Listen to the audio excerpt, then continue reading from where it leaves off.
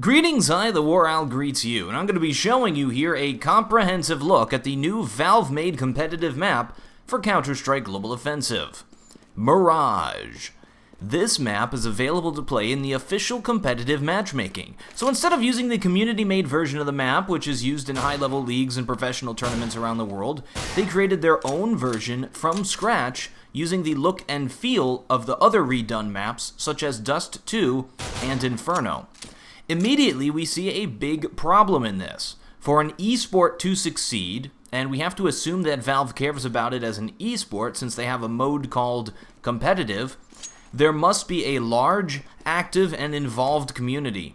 Blizzard, for StarCraft 2, regularly takes community-made maps that are used in the highest level tournaments and puts them into the official ladder matchmaking. Valve has decided not to do this, but instead they make their own version that fits with the theme of the game, just not the theme of competitive gaming. I mean, it's sort of their own version of the game, not the actual version of the game that exists. To me, there seems to be a sort of tug-of-war going on between the developers and the community, and this is never a good thing.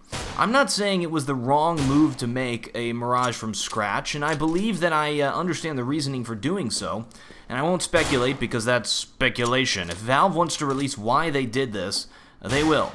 However, I know I don't speak for myself when I say that we kind of wanted the pro version in the community matchmaking.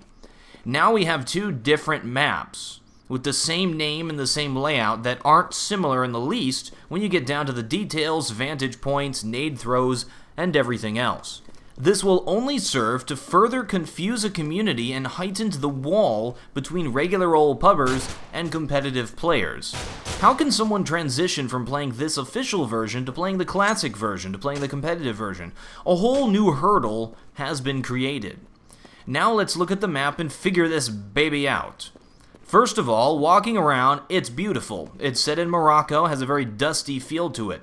In esports lingo, beautiful means taxing as well as distracting. It lowers FPS, and there are details that don't actually add to the gameplay, but actually detract from the gameplay. There's stuff all over the place that you can walk into. One of the things Valve has done with this and a lot of their maps is smoothed it, making it smooth. So instead of walking into a corner and getting stuck, you sort of slide around it.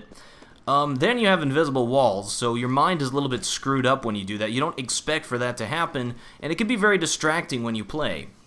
At first glance, the map is fairly open. A lot of stuff that was in the original Mirage has been taken out, and there's a distinct lack of jumping. Mirage has always had tons of obnoxious jumping bits. Valve has taken these out and instead opted for well-placed ramps. They removed that arbor thing, an A site, completely, by the way. Personally, I'm glad to see that monstrosity go. What it did was provide a cheap spot for folks to sit on top of it. So instead of walking around a corner and looking for headshots, someone's in a surprise position, what I call a surprise position, and they just take you out. I never liked surprise positions or dead ends or corners and cubbies and such. This new Mirage has taken a lot of those out, but they've added a few more around.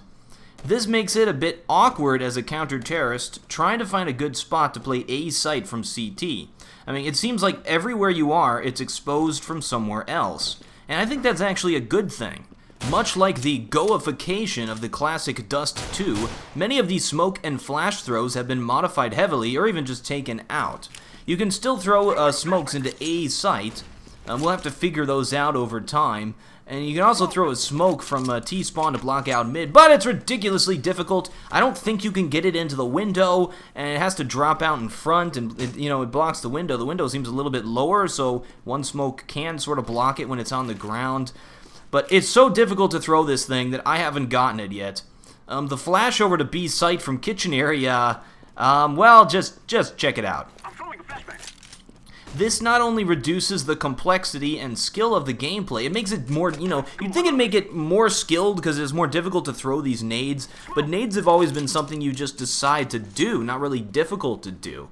It also makes it a little bit more difficult to take sites as terrorists. The classic Mirage is one of the most balanced maps out there. This one tips the favor towards the counter-terrorists at B site and middle, making an A rush by terrorists the best option every single time, assuming the CTs are in standard positions. I'm sure Valve will be aware of any bias as they collect data on this map now that it's launched. We'll see if any of these changes are made later on. Another big gripe is the smaller windows at B. The classic ones were arched, making it possible to throw flashbangs off of them in any direction you want, even straight down, which was very useful. However, now they're pretty small. The first one is gated up, so you can't even jump out of them. And now if you want to jump out of them, it's really difficult. It's like fish in a barrel, because you have to go straight out one little area. And this makes it easier for Ts to rush by them, though, because CDs don't have as much time to shoot them as they run by. The single worst part of this map is the model-based cover. They made everything all pretty everywhere. Then, in the single most important part of the map, they put the single worst thing in the game. Model-based cover. Here's an example of what model-based cover can do to you. You can see through it. There's nothing there. It's clear. But you can't shoot through it. Absolutely brilliant. Those stupid warhead boxes need to go. They don't do this with the other models around the map, like even the trash cans. But seriously, it has a curve. Look at that, a curve.